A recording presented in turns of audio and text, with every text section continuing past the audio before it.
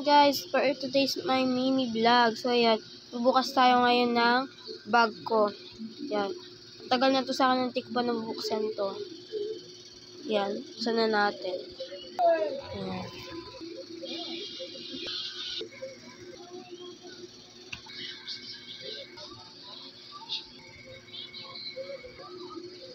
Yan.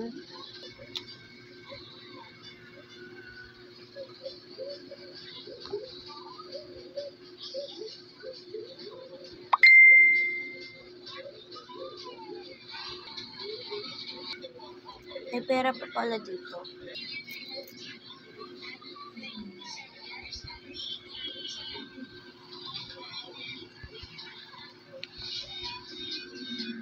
Yan yung mga nakuha natin. So, thank you for watching up me.